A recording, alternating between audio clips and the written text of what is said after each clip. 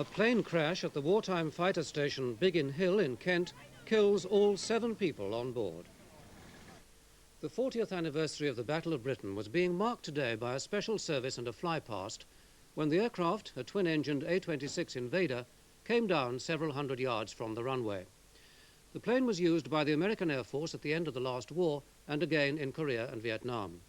It was taking part in the display at the Biggin Hill airfield when it went out of control and crashed only yards from some houses, as Richard Whitmore reports. The aircraft narrowly missed a large group of people watching from a field as it plunged into a valley just south of Biggin Hill, and in the words of one witness, disintegrated in a ball of flame. The impact scattered wreckage hundreds of yards, some of which finished up beside a road. By the time the emergency services had arrived, it was clear that no one inside the Invader could have survived.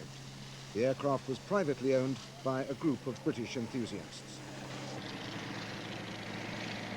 Despite the large number of people in the area, no one on the ground was seriously hurt. The main part of the wreckage ended up only a short distance from a housing estate. The tragedy occurred during what was the last Battle of Britain display to take place at the famous wartime fighter station. Border fighting between Iran and Iraq has intensified, with naval clashes and rocket and artillery bombardments along the length of the disputed Shatt al-Arab waterway. The Iraqis claim they've destroyed 8 Iranian gunboats near Abadan, while Tehran radio reported fighting at the airport and rocket damage at a nearby Iranian port. But both countries have avoided attacks on each other's vital oil installations on either side of the river. The consortium bidding to buy the Consett steelworks have been given an ultimatum by British Steel. Name your members and show your creditworthiness by midnight tonight, otherwise the plant will be closed down. Consett costs British Steel £250,000 each week simply to remain operational. They want the consortium to meet that cost.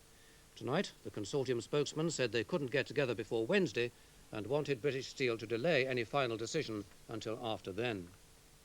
The national dock strike, threatened for tomorrow, is now definitely off. The employers have agreed to find new jobs for the 178 Liverpool dockers declared redundant. 12 MPs on the right of the Labour Party have joined the battle on how the party is run. In a statement being published in tomorrow's Times newspaper, they say that even if the left wing is defeated at this year's party conference, there is still a need for reform. Our correspondent says the 12, who are already being dubbed the Dirty Dozen, are deeply unhappy with the state of the party.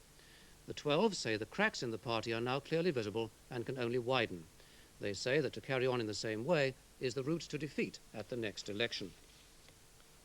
In Poland, a Roman Catholic Mass has been broadcast on the radio again, another sign of change since the recent strikes. Broadcasting by the church was one of the concessions won by the workers. It's to be a weekly event. The first time regular church broadcasting has been allowed since the communists took over after the war.